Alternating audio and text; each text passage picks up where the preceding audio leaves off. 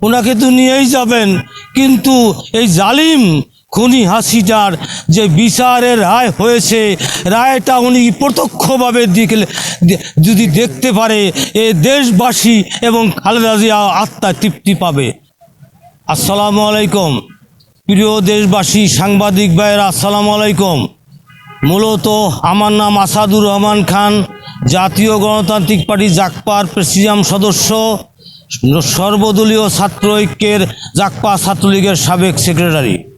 মূলত আজকের আমাদের দেশনেত্রী বেগম খালেদা জিয়া না ফেরার দেশে যাওয়ার জন্য প্রস্তুতি নিচ্ছেন।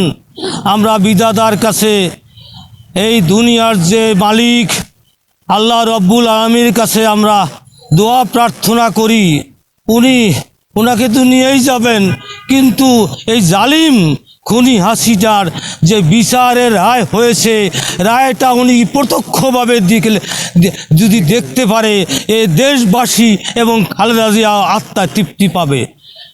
আর যে আকাঙ্ক্ষা আল্লাহর কাছে আমরা দোয়া করি, আল্লাহ আমাদের দেশটাকে তুমি বাঁচিয়ে দাও।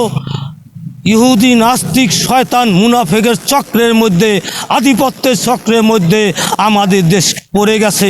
এই এই এই আধিপত্যবাদের জুলুম থেকে এই দেশটাকে বাঁচাও।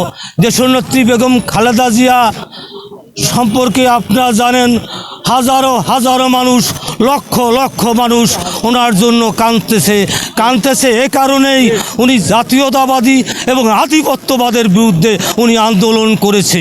উনি প্রমাণ করেছে যে অর্থ সম্পদই মানুষের সর্বশেষ সম্পদ না, এবং উনি ইসলামী মূল্যবোধ, জাতীয়তাবাদ এবং আধিপত্যবাদের বিরুদ্ধে ভারতের দাবিদারদের কাছে মাথা নত করে।